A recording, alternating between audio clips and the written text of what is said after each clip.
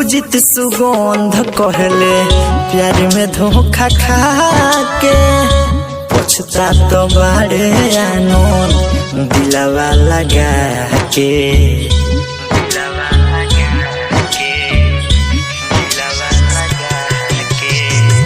सुजित मनीष कहले प्यार में धोखा खा के